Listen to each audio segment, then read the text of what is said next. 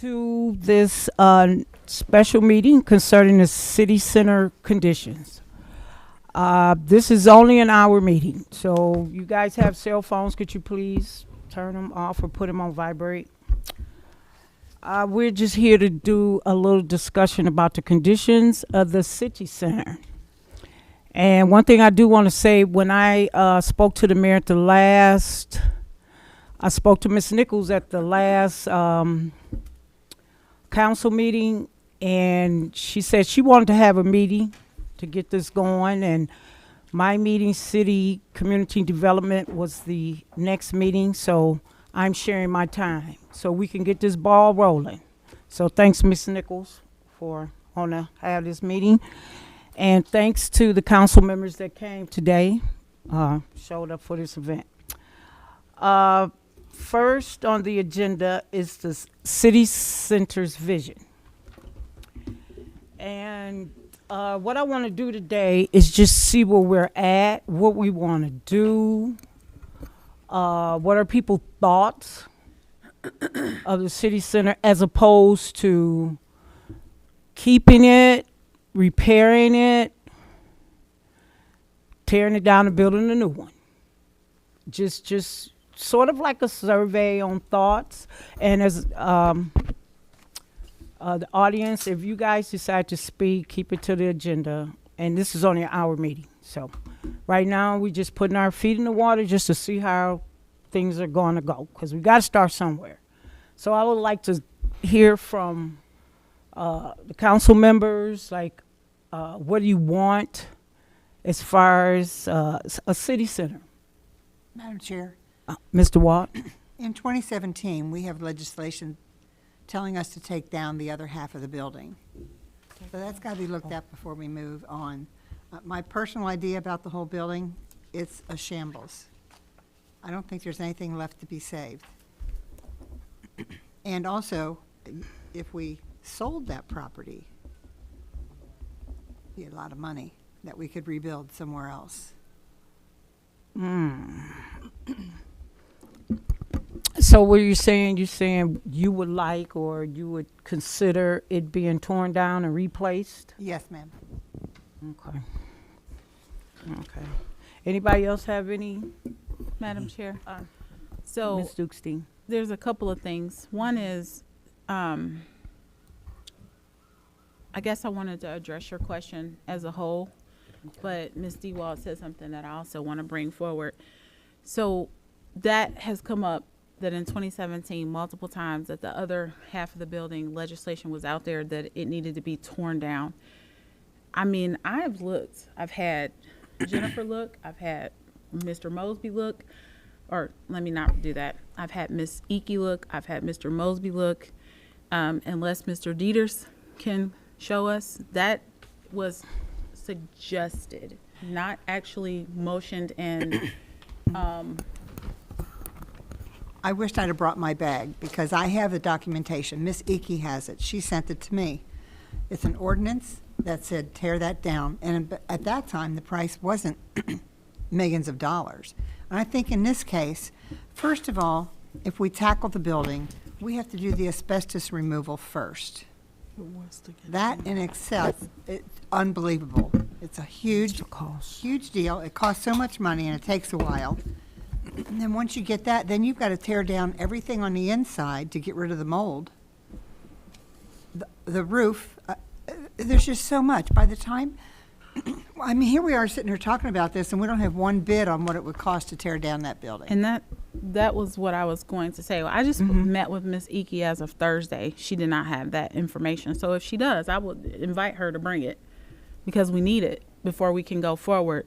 And the conversation I had with her, because this building, even before we got to this news of the environmental survey, has been a standing item on the budget and finance meeting, because we were trying to figure out what we needed to do with that space ongoing. More appropriately, it should be here now that the circumstances have changed. However, it all is going to be a measure of numbers. We need to figure out what's going to be more cost effective. whether we tear the building down or not, we're going to have to resolve or abate the asbestos. That's not a cost we're going to avoid, even if we decide to sell it, unless you sell it as is. And I don't know what that hazard, if you can even sell it like that. You would have to do something with it. Madam Chair. Ms. Underwood. So I have a question about something I just heard, right? I just heard Ms. Dewald say that Ms. Icky gave her legislation from 2017. And then I heard Ms. Dukes-Dean say that Ms. Icky told you she didn't have the legislation from 2017. I'm very concerned. She had not found any legislation as far as we talked as of Thursday. So I'm hearing two different things that from Ms. Icky, who's not here, but that causes me some concern and slight annoyance because it seems to me that the only person Ms. Icky talks to is Ms. Dewald. Madam President, can I address that just to avoid? There is a piece of legislation. It doesn't say to tear down the building. It requested the city administrator at the time to get quotes to tear down half the building, but it did not direct the building to be partially demolished. I also don't even know if council would have the authority to direct that to be done. It would probably have to be something that the administration would have to ask for, and then you would have to identify the funds and appropriate the funds to do it. And the other thing is there was also a decision at one point to only fix half the roof, which is part of the problem that we're here for. But I do think whoever said it might have been Ms. Dukes-Dean. You're going to have to do, in my opinion, for whatever it's worth, a fairly extensive facilities study in the city as a whole. The safety services building is also in significant disrepair, and there, I think the position on North College Hills, I think you would be eligible for a lot of federal grants and federal dollars. Mm-hmm. It is going to be somewhat expensive to take that building down, but there is federal grants available for that, and with our socioeconomic positioning, we should be fairly competitive to achieve some of those grants, and we should be also in a position where potentially you might be able to put something on that spot that would be a comprehensive building that could handle police, fire, and administration. I'm not an architect and certainly not a hazardous abatement person, but been involved with a lot of public building projects. You're most likely going to not be able to, you'll be able to actually build a new building probably for less than what it would take to renovate that existing building.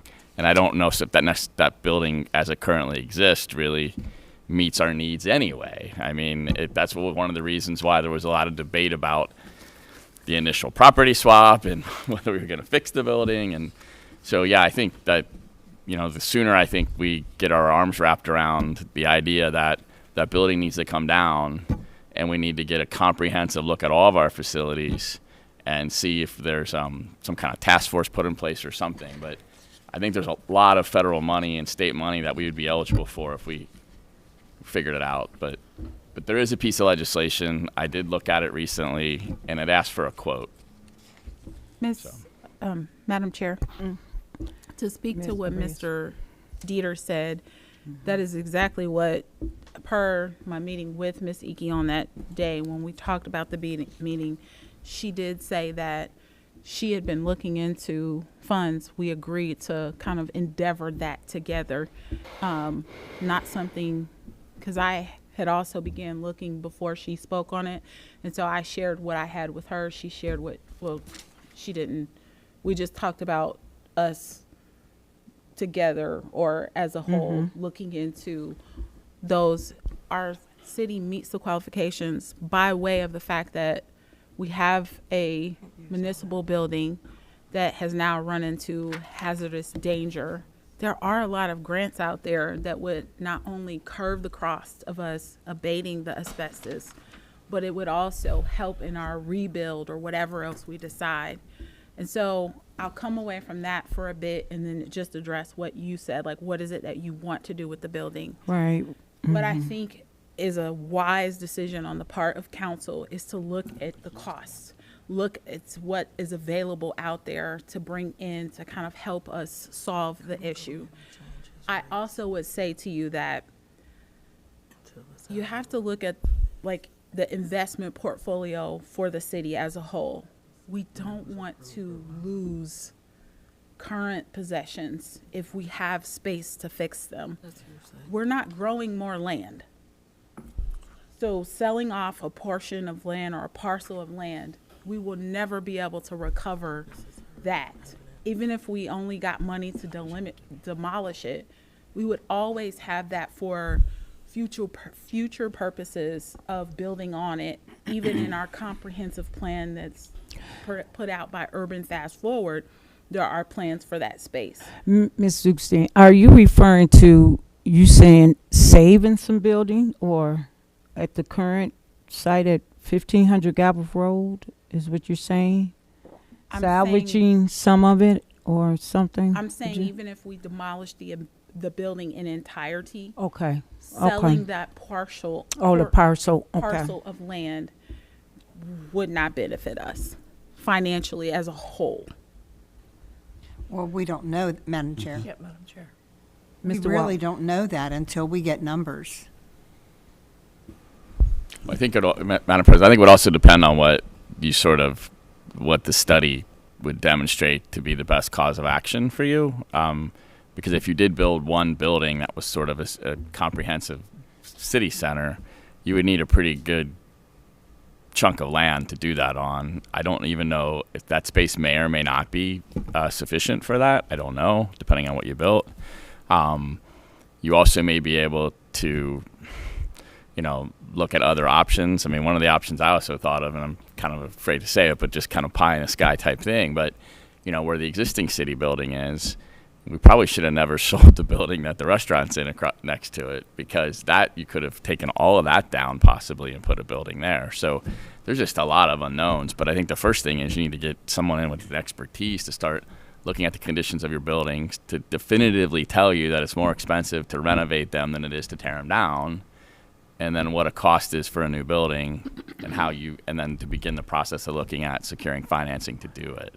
Madam Chair, Mr. Watt. in regards to that restaurant across the street, that again is history which I lived through. The city had planned to buy that, but it was going to cost so much for the city to clean up that land because it used to be a gas station or an oil change place there. Dry cleaner, yeah, that's the real Dry problem. cleaner, that's what it Oh. was. And we couldn't afford to clean it up. So the restaurant owner is one that cleaned it up, bought it. We did have some offices in there at one time, but we didn't open it up to a whole municipal building. And Ms. Underwood, I just wanted to let you know that I did pull up the text that I received from Jennifer with that 2017 legislation in there.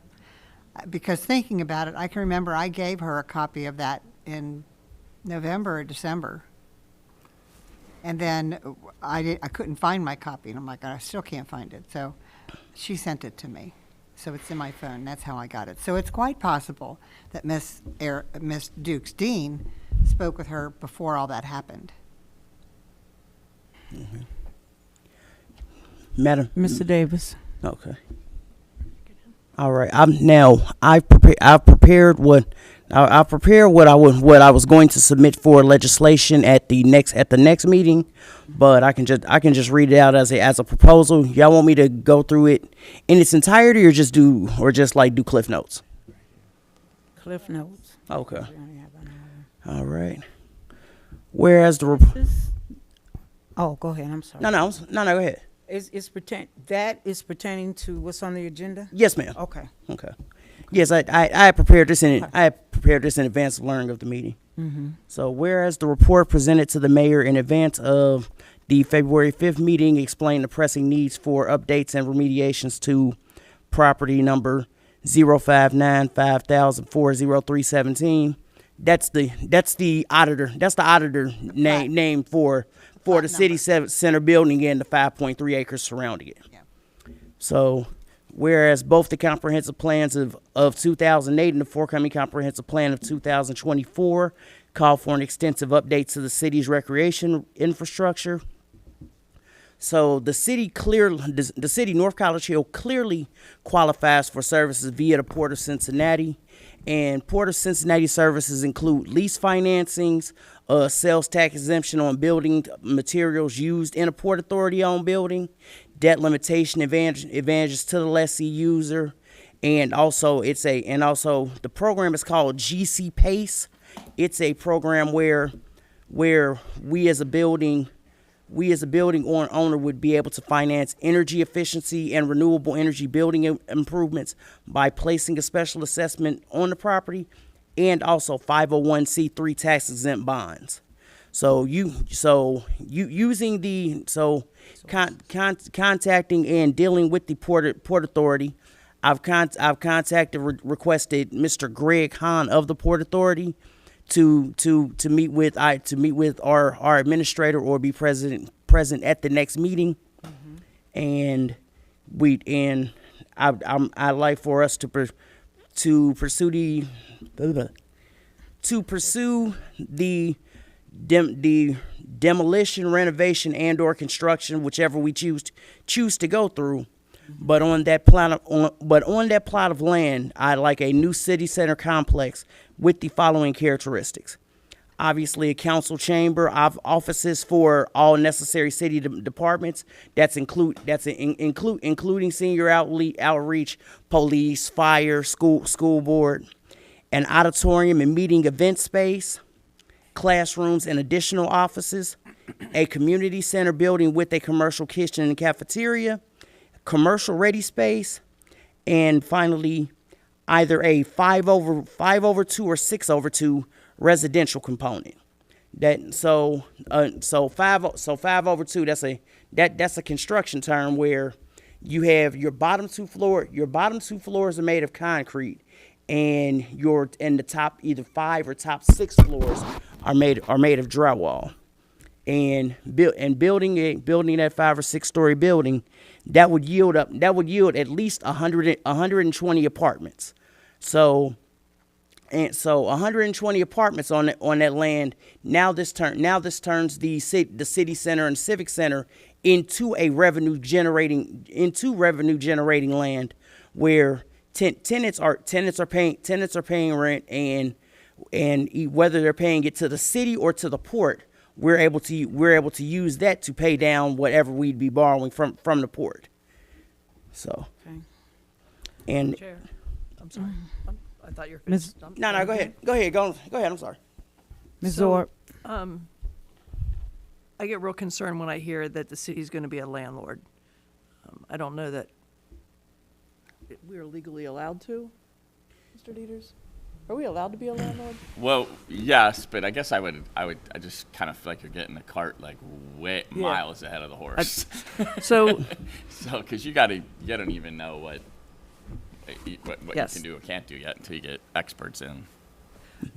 so I guess I'll back up then, because I agree. I think that's good work. I think it's very premature for that document, Right.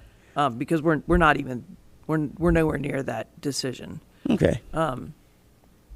I completely agree with the whole study that Mr. Dieter suggested. And actually, I had those same kind of notes here. I think we need to have an analysis of what's the cost to abate, because no matter what, it's been said already, we have to abate the asbestos. So abate the asbestos, and then the cost to tear down versus the cost to abate the asbestos, remove the mold, and replace the roof, and then make whatever accommodations. We just need, we have to be numbers driven at this point. What's this cost versus this cost, and then make our decision what we're going to do. We can't just blindly jump into this. Madam Chair. Ms. Dukestein. Agreed that we have to be numbers driven. I think we all have ambitions one way or the other. I don't think it's far-fetched to start thinking through some of the amenities or benefits that we might have forward. We can count on funds, like Mr. Dieter said, and some of what Mr. Davis is saying in the forward there are resources out there that we would benefit from because of our city's financial disposition. It's not too soon to think about the fact that we would have those in our coffers to look forward to. Agreeing that one of the things we already have a estimate of one estimate of what the abatement would be, because the company who did the environmental survey, they also attached to that survey a cost. One of the things that we would be talking about in finance is with Ms. Iki, I said to her, we need to talk about other places where we can get an estimate to figure out what the cost is going to be, because that cost was extremely high. And there are people all over the gamut. We've had some other people kind of look at the building before Ms. Iki came on and, you know, gave some estimates that were significantly lower. I'm not saying that, I mean, with an abatement of asbestos, if we could have some help at the state level to get rid of it, we might come out beneficial. So, Ms. All I'm asking you guys to consider, and that goes back to what Ms. Zorb is saying, it has to be based on numbers. So, Ms. Dukestein, we're going through the process of seeing how much it would cost to replace the roof, seeing how much it would cost to replace the mold and the asbestos, and get all these numbers together, and versus how much it will cost to tear it down, to get rid of it. So we're going to start looking for estimates. I see this estimate here you're talking about that they prepare for us. Madam President, I think the first thing to do, and I've been involved in a lot of public building projects, we need to hire an architect, first and foremost. And that architect would be, whoever that person is, he or she, would be the person who would kind of quarterback that process by first getting the building analyzed and the other facilities analyzed and the abatement. I do know that your abatements the cost can change significantly depending on whether you intend to demolish the building after the abatement or you tend to reuse the building, because it's about how the abatement is done and conducted. But as far as like the amenities and things, my experience with them is they will do they dive in extensively. Like they'll interview each one of you individually. They'll have community forums and public hearings and ask the public what they want. And they'll help you from, A to Z, look at all of those other things. If there's other revenue generating opportunities with the building, they'll look at that. So, and then what they'll basically typically do, it's kind of like a menu. They'll say, well, if these are the things you want, here are the costs, and you can begin connecting those two things based on what things are available. So, I think if I was going to say anything, that would be the very first thing would be to interview architects, get what the estimate would be, and then appropriate the monies to get that accomplished. Madam Chair. Ms. Alexander.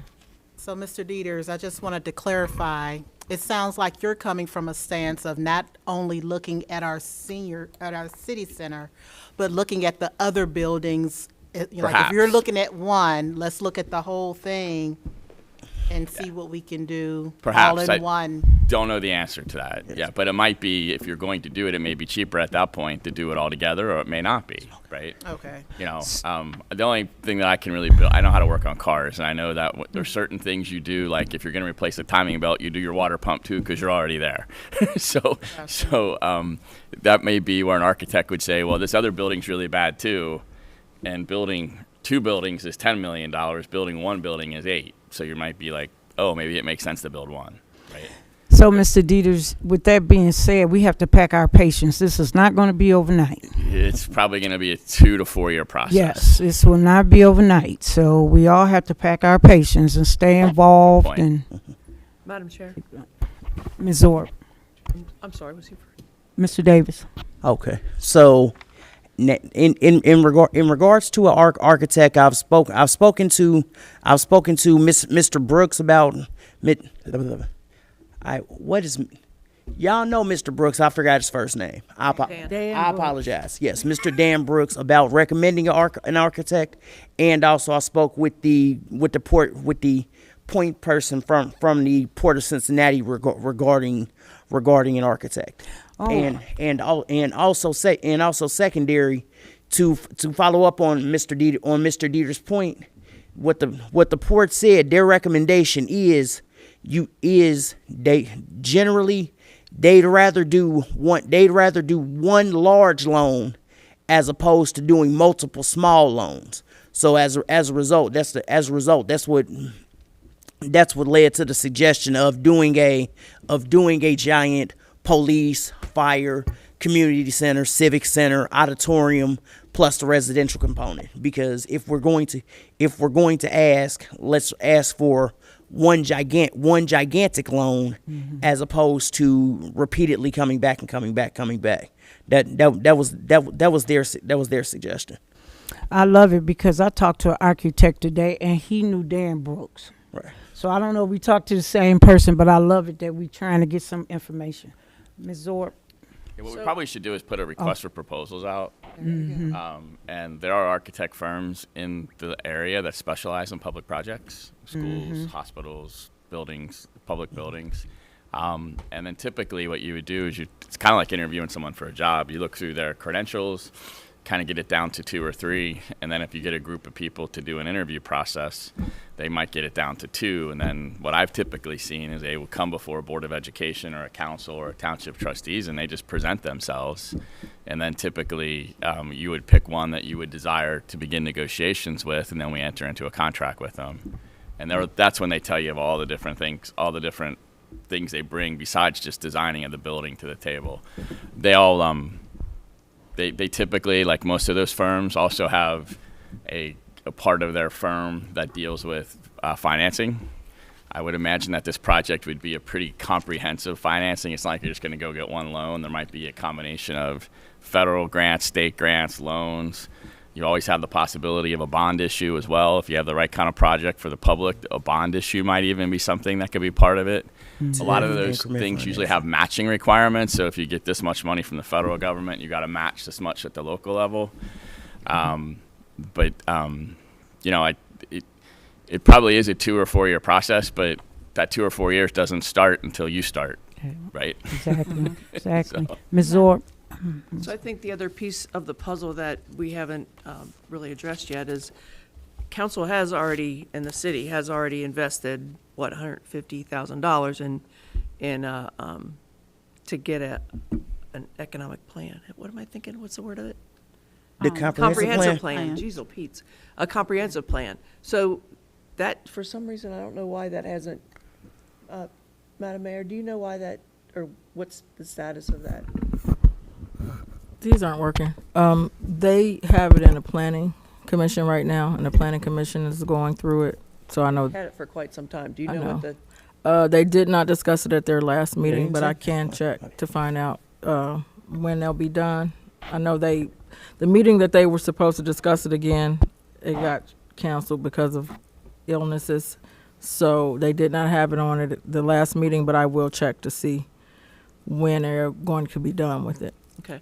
Well, the reason I bring that up is because I know that there is a piece in that comprehensive plan that kind of talks about exactly what Everything. Mr. Davis brought up, an all-in-one kind of city center that would include all of those functions.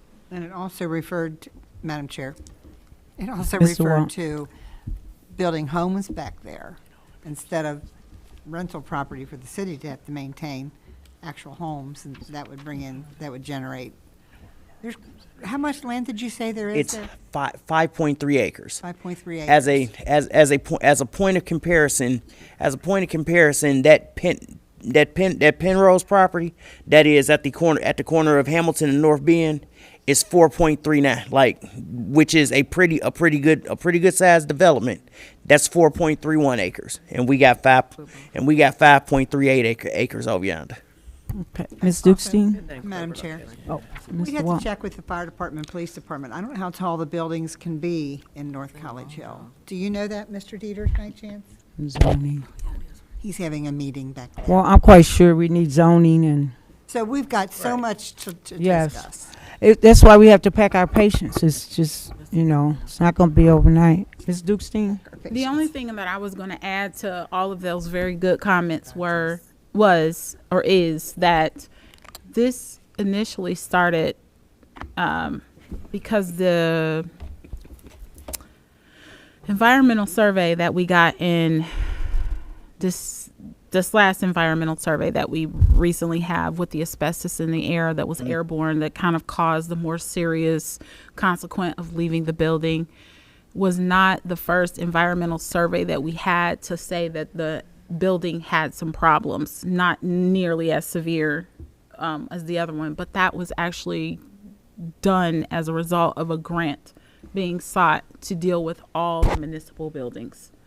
So I say that to just lay heavily on the fact that there were individuals in the city that were hoping to kind of bring in funding to help some of our spaces where we could get money to deal with some of the problems that were in the building. And I want to make sure that I reiterate that the first environmental study showed some problems, but not nearly to the extent of the latter one, which is what caused the immediate action, because I want to make sure that people don't mistake that there was information had beforehand that was not had. Okay. Any questions from the audience? Okay.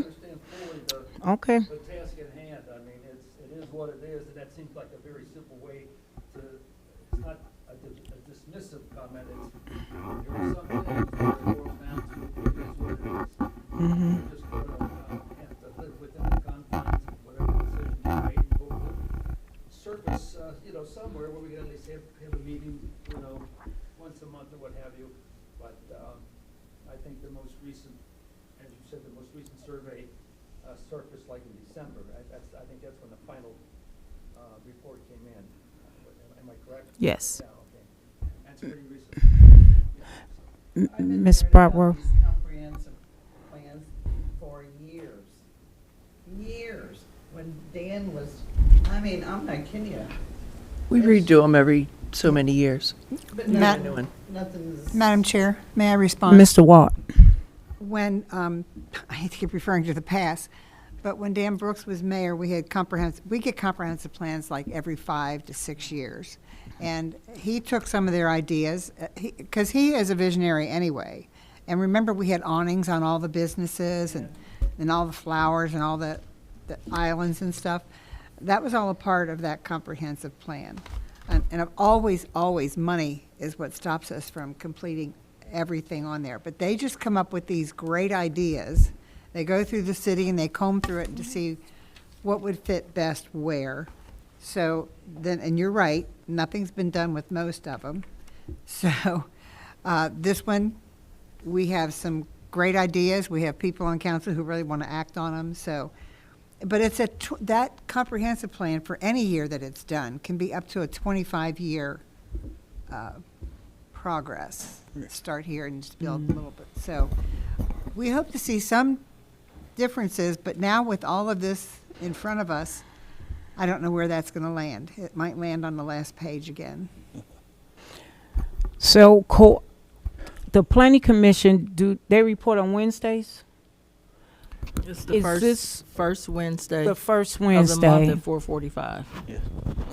So pretty much, is that one be the committee that will be handling a lot of things? Yeah, Madam President, the the comprehensive plan is more of a zoning and use of properties in the community. Oh, use of property. So it's what you're zoning, like where your multifamily should be, where your single family should be, where your commercial should be, and it looks at current and it looks at future uses. It Okay. is recommended by most people that are experts in zoning that is updated at the very least every 10 years if you want to maintain a zoning code in your community that can be defensible if anybody ever challenges your code. So you really should be about every 10 to 15 years updating that.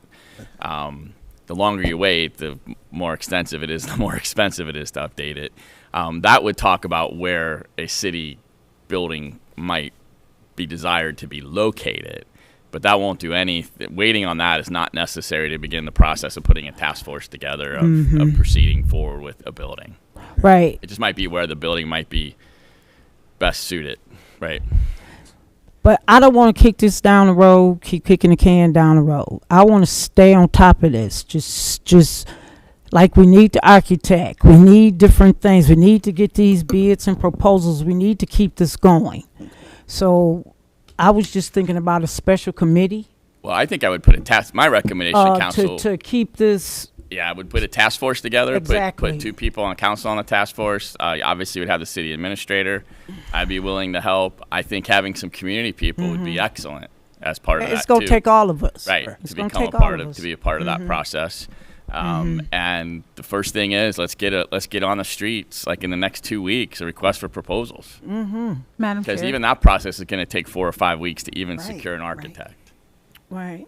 Ms. I w- Hookstein. I just want to speak to those in the audience. And I hear you. I know I haven't spoken to every member of council, but the ones that I have spoken to, we all want to help preserve what you bring to the city.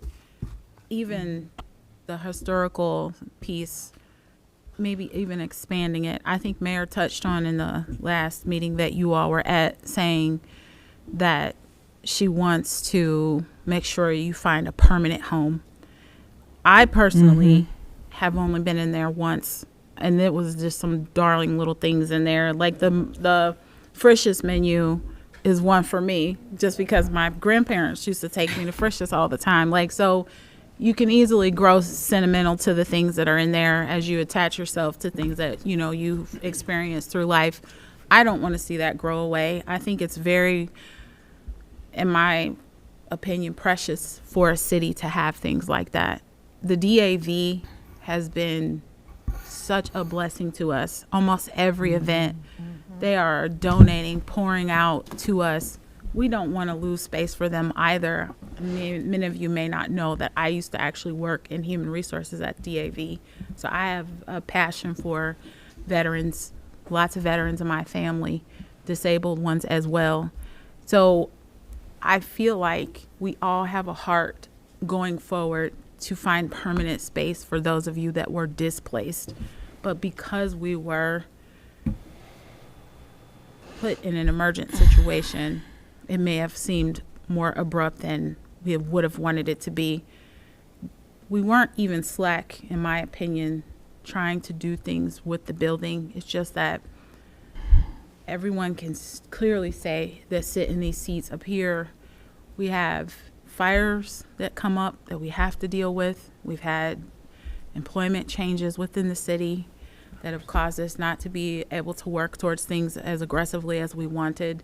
And then we have, you know, conflicting desires that we have to work out throughout council as a whole. I will speak very, I'll say just earnestly, we really do want to make sure that you are permanently placed. I think that that's speaking for the whole body here. I'll jump out Absolutely. there. We not, absolutely- hopefully we not arrows absolutely being shot at me, appreciate you. but it is it's not a burden that we are not sharing in as we go forward. So I don't know if that brings some peace or just it's just the timing. We are not able to do something immediate, but we are definitely wanting to do something. And I had the pleasure of going the first time, what was that, a couple of days ago? And yes, and it was just too short. I just wanted to look at everything up there. And yes, and you guys are welcome to be with this committee. We're going to need you. If you know any more people there that you could think of that wants to be on this committee, because we're going to hit the ground running. And you're more than welcome. You're more than welcome. Nice to know. You know, members of council. We don't come here in a demanding sort of way, we want it now, because we know that's not realistic. A fellow once asked a very famous sculptor, how in the world do you take a block of granite, how do you carve an elephant? How do you with chisel hammer carve an elephant? He it's very simple. You just chip away anything that doesn't look like an element. And that's kind of what this is all about. We just chip. Yes. Okay, until Yes. you get to that place where you feel comfortable moving forward. And it's layer upon layer, as Mr. Dieters has said. I think what Mr. Dieters' comments did was it opened all of our eyes to multitasking things that have to be done, and they have to be done in sequential order in order to make it happen. Right. You know, there's no magic elixir that's gonna make all this happen. We're aware of that. Okay. When we say a permanent home, look at our age. Permanent to us is a lot. It's not as long as you think it is. Okay? Right. Average age of 78. Yeah, but Wow. Yes. well, I don't feel that, but you know. Said everybody except him. You know, in reality, you know, you have to look at the actuarial tables, you know, call it for what it is. But when we Okay. say permanent home, I think, and Lynn is mentioned this more, and her heart and soul is right here in that room and in North College Hill. She is. But, Okay. it'd be nice to have just a place where we could meet, you know. Yes. sort of thing. We know we're not going to be surrounded by all of our little treasures of the heart, and but if there's a place where we can meet occasionally, that would be nice. We're not Okay. using a civic center.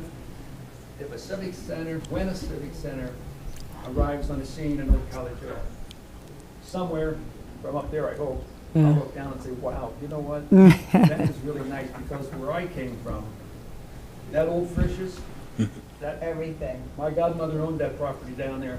Oh, wow. Oh, wow. between Mice and Sundale on Hamilton Avenue.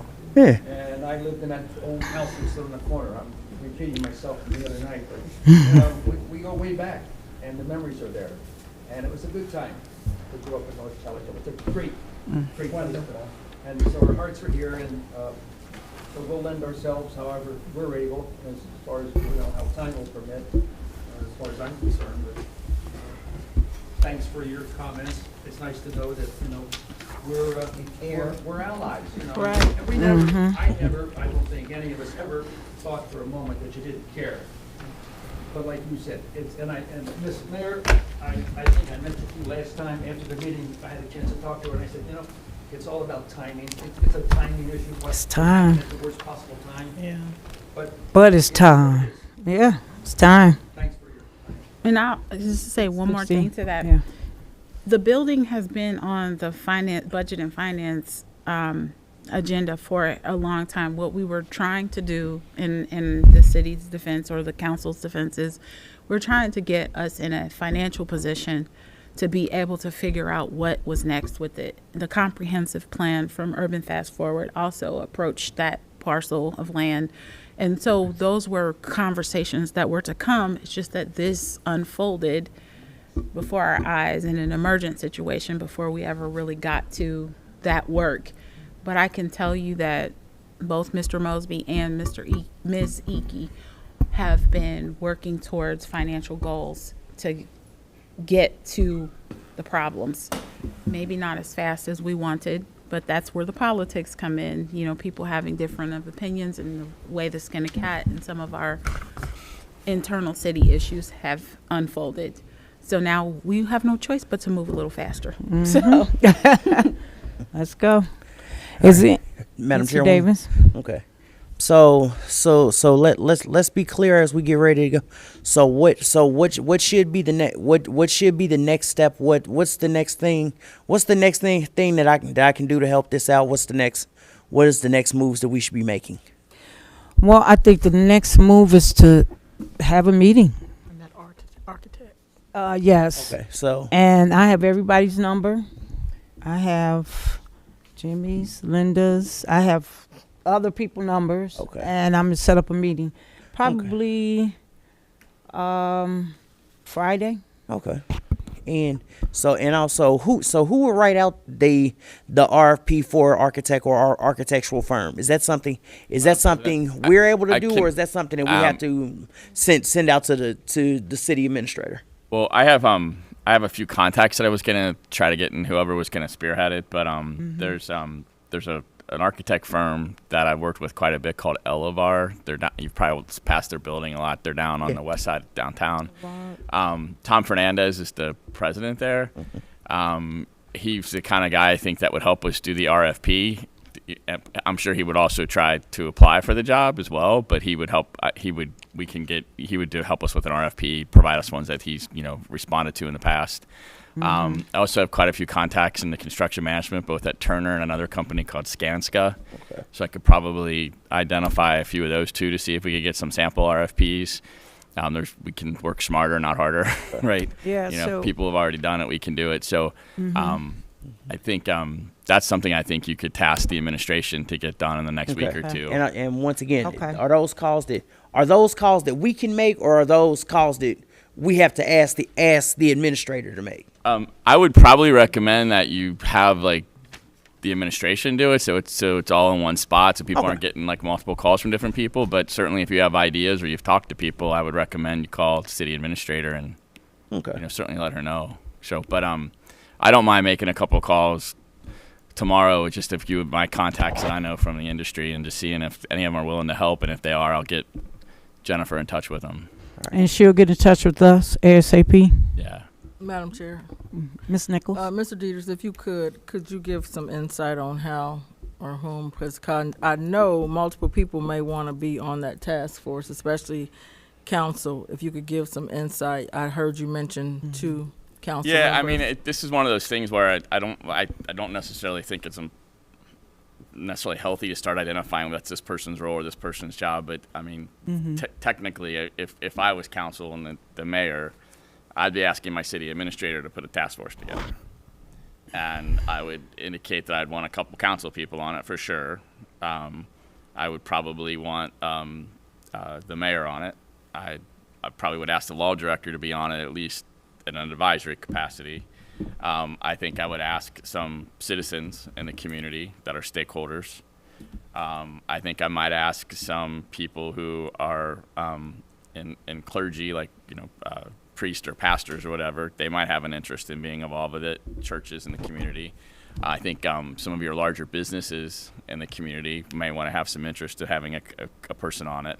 And then to begin that process of all they're really doing is steering it. They're not making any decisions. They're just kind of quarterbacking to making sure all the information gets to where it needs to get. But in my opinion, in my experience, getting a quality architect on first that has gone through this process in the public sector, they can come in right now and tell you this is how we do it, this is our timelines, this is how long it takes to do these things, this is who we're going to talk with, we're going to go out and look at, you'll be amazed once you have that. You'll feel like you've died and gone to heaven on this project once you get somebody in here. So, and I only know enough to be dangerous about it. I'm not an expert on it, so. Madam Chair, Ms. Dukestein? I have one question for whomever can answer it, probably Mayor Nichols. What is the DAV doing? I see the historical group here. What's the DAV? Because I don't want, I guess I haven't spoken to anyone from administration specifically about this. I was just dealing with the more imminent issues on our end, but I wouldn't want to, I know we're not in a position to offer anyone specific space right now, but what's everybody doing in the interim? Madam Chair, I have not been told exactly what they plan to do. We have offered them meeting space as well. I do know that the American Legion plans to meet here as well, and I believe there's some time differences between the Historical Society and them, so I believe they're willing to meet earlier, if I'm not mistaken. But I have not exactly heard what the DAV wanted to do. In fact, we were thinking about different, and I'm just going to throw it out there because it was a conversation about it. It started with Ms. Zorb and myself, and then I even asked about it. There's the property on Dallas that just sits there. I don't know if I would want the Historical Society to be there because there's no parking per se, and because of the items that they have. I don't know, being in a neighborhood, if that would be safe. But I do think as far as for the gentleman in the DAV, it's probably a little bit more suitable for them. But then you have that issue of on-street parking. And then you have the issue of, do we have to get it zoned differently? So those are just some of the ideas. We looked at other like city-owned properties that we have, but you still run into those same problems. So we're not quite sure exactly what they want to do. I did hear that I don't know how true it is because I didn't talk to them, that they were going to be meeting in Mount Healthy somewhere. I'm just not sure yet. So to answer your question, but we have offered them a meeting space here if they'd like. She kind of offered us one too. Yeah. And, we said we could adjust. I mean, I think they don't have very many people. We don't have too many, 15 maybe. I even thought if you guys still kept your same time, we could do the divider. And you could And meet that way. Oh, Plans going forward for this building exactly? I didn't hear what he said. What are the plans for this building? What are the plans for this particular? For this particular, well, we have to, So administrative offices, for, yes, and just in the office areas. And then we have to use the room back here for finance because they're a little bigger. So primarily, we have to have services for the seniors. So they meet here. We had initially said we were going to add some additional days for them. And we primarily wanted to like utilize it for when people wanted to do wedding receptions, bridal receptions. I know our recreation director wanted to have different programs here throughout the day. Some of the things she's mentioned was sewing lessons, cooking classes. Everybody does a paint and sip, just activities like that. So those are just some of the things that we're looking at doing out of this building. if I were to be so bold as to say, wow, this place looks like a great place. It really does. Probably not right now because, so if you do a wedding reception, there's nowhere. Don't they play volleyball in here too? Yeah, and the seniors, I know everyone knows they play volleyball over in this area. The one thing that, I think we got the ceiling redone. Apparently, there's something going on right here. I just noticed. Probably a pipe. But, like, we couldn't have Trisha's tappers back. I mean, maybe, is it Trisha's tappers? Yeah. Because Right. their batons was what, not saying that we wouldn't have you. I'm not saying that if you're watching or listening, but I'm just saying, for some of the things that we've fixed, you don't want to have those same problems again. And when they have, do they just meet? Is that it, the seniors, do they just have meetings, or what do they do? They Yes, have have meetings. Like chair They volleyball do and chair stuff. volleyball. Put up a net and put chairs and The, then get a the- beach ball, stuff like Arts that. and They do. crafts. So right now, We used to do bingo. I was trying to get them, I hate to use the word hooked up, but there was a situation that came across my desk where they can get free meals. So I passed that information on to Colleen. I'm not sure where it is. Another thing that they do, like, for instance, this Valentine's Day, they're having a Valentine's party. They had a Christmas party. So she does different activities and have different people come in and out for them. So, just trying to get them acclimated to being back, build up their activities again, and try to get their numbers back up. They're Madam slowly Mayor, going up, we getting but- off topic. Oh, they asked. Oh, we we getting off topic. Okay, is there anything else pertaining to the agenda?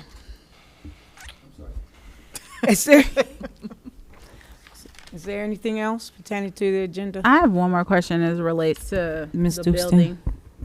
The materials that are left in there, is that, and I don't know, this may to be to Mayor Nichols or Mr. Dieters, if you know. The materials that are left in there, being that the survey revealed that they're airborne, is there any kind of precaution that we need to have in terms of cleaning this stuff? Or, because that was my concern for the historical group and their items. I don't know. I couldn't tell you. It's probably a good question. Probably something we need to ask. So, and when we talk to Jennifer or the administrative group about that, when we get an architect, would the architect be able to assess that for us? I mean, even the city's items, like the council stuff that's in there. I'm not, I mean, I'm So asking they for already the brought the entire chairs. group. Now, I tell you, I don't know if it's just me or what, but we were there maybe half an hour Friday, Mm-hmm. and I'm not kidding you. I didn't feel like that, but I could definitely feel Yeah. something different. Yeah. Yeah, I don't know. That could be a good question to ask an architect. So that is something an architect would answer for us? Yeah, because Okay. they have a lot of experience in having to abate buildings when they do any renovations. Because I know you can't just tear. You cannot just tear asbestos down. You can't just like flatten it. You have to actually abate it first. So that's why I was like, by the materials sitting in there, you know, asbestos embeds itself in things, and I was just concerned. You know, I don't know if plastic over it or whatever. I don't know. To remove asbestos, it's a big It's deal. already on No, there. I mean, put a plastic over the item so it doesn't settle into it as much as we could. I know it's already there, so I don't know. My I don't son know. used to do that kind of work, and I don't ever recall them covering furniture. Everything had to be out.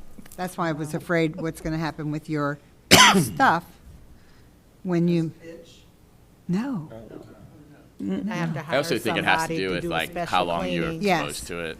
Like, I think I don't know what the rates are, but typically in those kind of things, depends on how it's like repeated exposure to it over and over and over and over again can be more problematic than just yeah.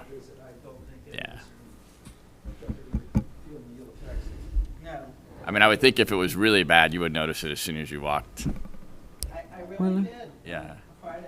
Yeah. I could really tell a difference, I think. Wow. You know, Psychosomatic. Yeah. Would your mom say it's always in your head, right? Just in your head.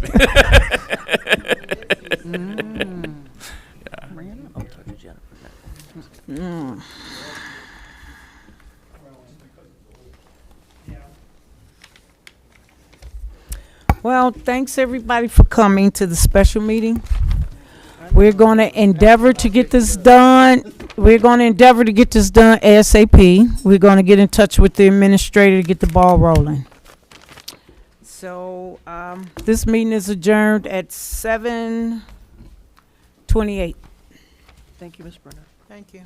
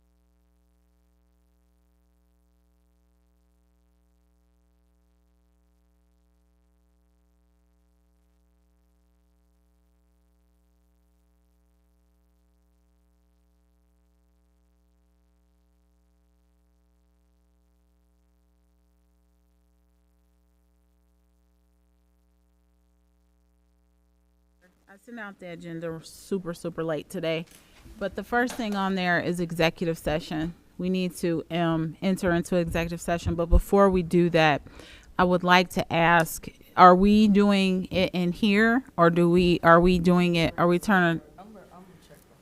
Okay. And I Madam decided Chair. to do it first. So yes. I would be concerned about doing it in here just because we don't know when the mics are hot and when they're not, because because I've been watching a meeting before and the microphones were supposed to be off, but I could hear everything that was being said, so I would be concerned about that. Okay. Fair enough. Can You would either have to stand or pull your chairs in. Okay. I need to go around. 'cause I it's- personally Or we am could just okay with grab some of standing. those I sit all day. But if you want to pull your chairs in, One of those chairs I over. I want there's some things that I want to talk to you about in there too. That's personnel related, so you might need your chairs. okay. I'm bringing a chair. Unless we just do it here. So we I mean, the other option is just to do it here right now, but I don't know. we can't do. I don't feel comfortable doing it in here with the mics because I can't even. This is not even on for What volume. if we just carry these chairs in because they're easier? Yeah. So There's some right there. I'd like to make a motion to enter into executive session. We need to talk about city employees, multiple. Okay. And I think that that's enough verbiage. I'll second. No, it's not. No, It's- you need to have the a whole ORC. Or, It's on the, Talk about the investigation of city employees. We need to go in and talk about the investigation of city employees. I would like to make a motion that we go into executive session to talk about the investigation of multiple city employees. Do you have a copy of the I'll agenda? second that. no, she didn't give us a copy. Do we have to vote? What do we? No, you don't have to vote. Oh, okay. Um,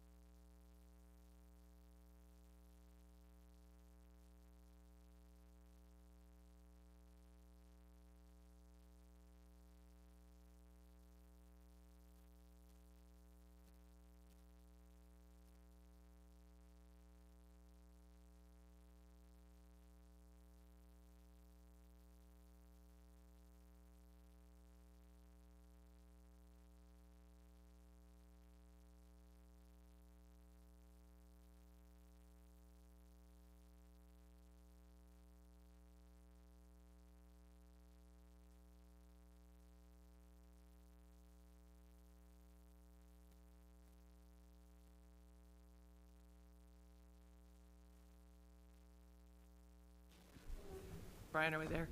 Okay, due to the extensive time we spent into executive session, we are going to make a motion to adjourn and resume the rest of the items on budget and finance agenda on our next meeting in March. None of the items are pertinent or important.